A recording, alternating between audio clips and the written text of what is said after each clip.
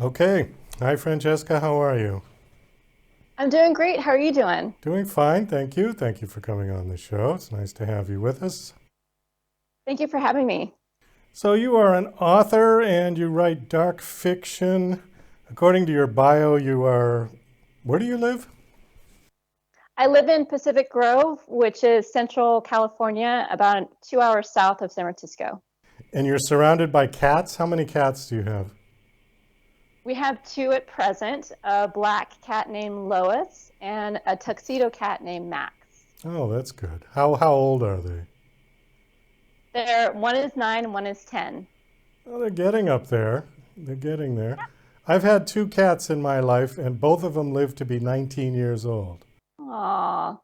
Our very first cat, Agnes, was a black cat, and she lived to be 19 years old.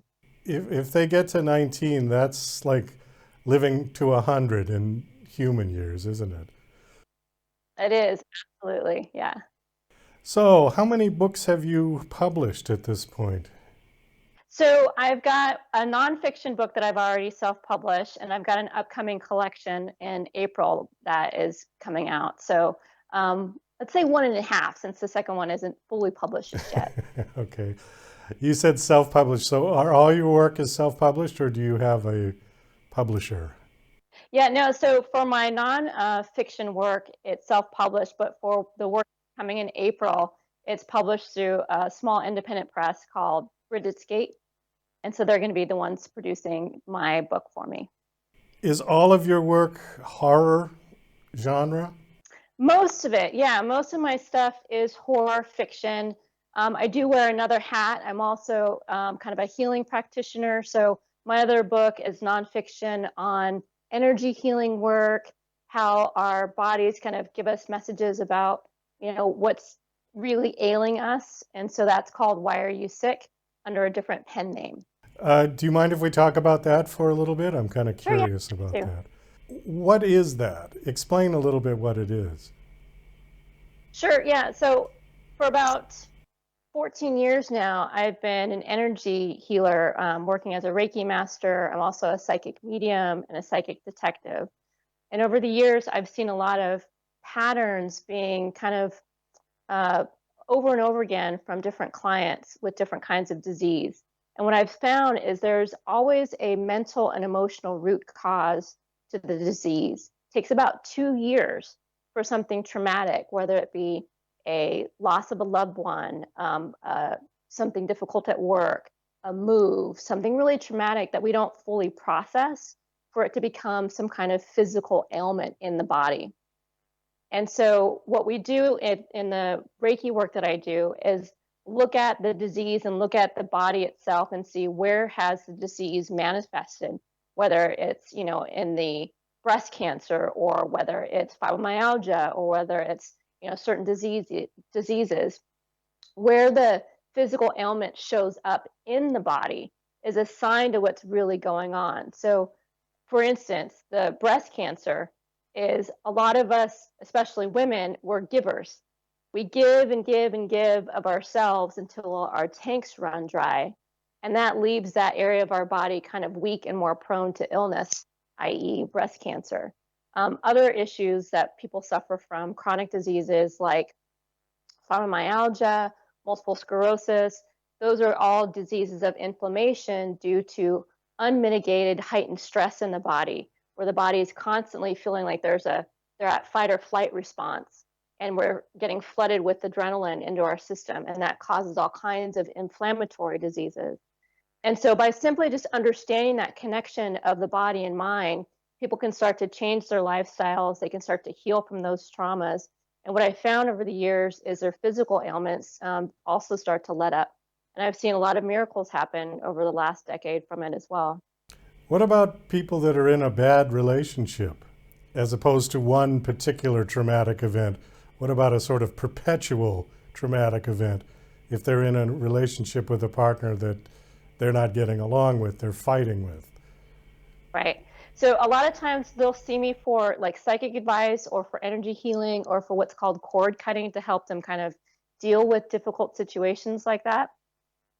And what I found is through something, through energy healing, through Reiki, through talking about it, through having their guides and angels come through to give them messages, they find the confidence that they need to kind of make those difficult decisions and choices for themselves, creating healthy boundaries, having kind of a clear set of eyeballs with which to see their relationship, where before they might have just been going through the motions, not really aware of how it's affecting them. And then, like after a Reiki session, they're actually able to see kind of the detriment that they're putting themselves through. And it also gives them the confidence that they need to make those, like I said, very challenging but necessary choices for a healthier lifestyle for themselves. Does any of this permeate into your horror writing? Not at all. It's completely different. Yeah. No, my horror writing is just pure fiction. Not at all the energy work that I do. So in some future date, I can see them merging. Since I do psychic detective work as well, I can see writing some horror stuff around that. But for now, they're pretty separate. What is psychic detective? I've never heard that term. So, as a psychic medium, sometimes I will get clients who have mysteries that they're trying to solve. They have a missing person in their life. Oh, I see. Okay. Or somebody who died under mysterious circumstances. And so I meet with a group of mediums each week, and we work on unsolved cases. Sometimes we work directly with police. Sometimes, mostly, we work directly with the family members to either help them locate where a body might be buried or how the person met their end and who might be the perpetrators of a crime. I wanted to ask you a little bit about the horror genre. Does horror necessarily have to be gory, or does somebody have to die in a horrible way to qualify as a horror work? No, not at all. Not at all. I'm not a huge fan of the gore, though sometimes I write pretty gory stuff myself. No, for me, horror is all about facing your fears. What is really scary to somebody might be something, totally different for somebody else. For instance, spiders terrify me. And so I write sometimes a lot of different monsters have 8 spindly arms that are hairy and scary. That might not be something that triggers somebody else, but it definitely triggers me. And for others, gore, blood and gore and guts, that's what triggers them. And by writing horror, I find that it's a release to help us kind of work through our stuff.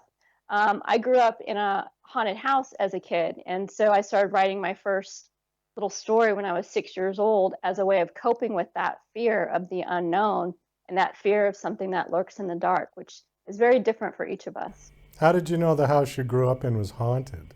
Oh, where should I start? Well, give us a quick one. Sure. Phantom footsteps upstairs, lights going on and off, TV going on and off, getting locked in the bathroom, things scratching from the inside of my closet, dolls moving. I think you get the idea. So sort of like the Amityville horror house? Yeah, without the flies. Without the flies? Yeah. The flies were pretty brutal in that film. Yeah. Well, I've always been curious because, you know how with romance novels, they put a kind of a heat index on them as to how sexually explicit they are. And I was wondering if they did the same thing with horror novels, where they put a gore rating for how much graphic blood and guts. But when you're writing it, it would be a little more difficult than if you're making a film, right? Because a film, you can just show it. But in a horror novel, you'd have to describe it. For horror, and horror's not the only genre that does this. A lot of books have trigger warnings that you can read about towards the back of the book. So let's say if you're unhealthfully triggered by certain things, like some difficult topics like rape or incest or child abuse of some kind, you can put that as a warning at the back of the book. And so if readers who like horror but don't want to read about that sort of thing, they can see that in the back and kind of avoid that particular book. I always found that the more gory, and I'm speaking about film, but the more gory it was, the funnier it actually got. It took away from the scare factor. Some of the creepiest movies I ever saw had no gore in them at all. Yeah, I'm in agreement with that. Sometimes you can overdo the gore and make it more of a comedy, and we really shouldn't be thinking that gore is funny. But I'm like you. I like more of the psychological horrors, movies like The Others or M. Night Shyamalan's The Village or The Witch. Those are ones that I'm particularly drawn to. But there's always a place for gore and slashers too, for those that like that out there. One of the most scary movies I think I saw, and it's going back, is called Jacob's Ladder. Oh, Do you remember that movie? Yeah. love that movie. Yeah, I That love that one movie. It's was, very Hitchcockish. Yeah. yeah, that one was scary. All right, well, we've got just a couple minutes left. We've got to get your book in here. So your latest book is called They Hide, and it's a short story collection. That's right. Yeah, 13 short stories. Some are a little bit longer than others, and they all focus on a particular monster or horror trope. So I've got a witch story, a werewolf story, a vampire story, mummy story, alien story, and a couple of demons in there as well. Okay, so you wrote all the stories. I did. Yeah. Okay. Why did you decide that this was going to be your genre? What was fascinating about the horror genre? How come you're not writing romance novels? It's a good question. So I've always been drawn to the darker side of things. I think maybe because I grew up in a haunted house where fear was kind of like bread and butter. It was you ate and you drank and you had fear all the time. And so by writing horror and diving into it deeply, I was better able to understand kind of the nature of fear, and it was very cathartic for me to write horror.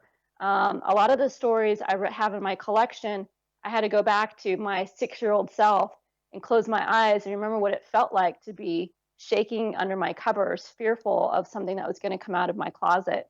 And so it's that fear that I try to channel into my writing. And so for me, it's very healing to write in the horror genre. How long did you live in this house? From 0 to 14. And everybody in your house knew that it was haunted?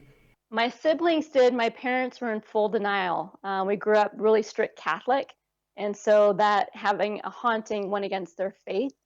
But my siblings and I, we experienced quite a bit, and my parents just chose to look the other way. Did they hear any of the noises? It was always the house is settling was my dad's Oh, yeah, excuse. that's always a good one. The house Right. is, oh, Yeah. it's the wind is the other one. Exactly. Yeah, Yeah. the wind is blowing. Okay.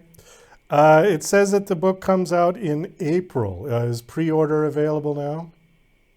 It is for Kindle, yeah, and then the paperback version will be available for pre-order closer to the April date. Well, we do have to wind this down. Thank you so much for coming on. Do you have a website you want to give out? Sure, yeah, thanks for having me. My website is francescamaria.com. Okay. And people can pre-order the book from there? That's right. All right, super. Well, Francesca, thank you so much for coming on the show. It was nice meeting you. And best of luck with the book. Thank you so much for having me. It's been a pleasure. Appreciate it.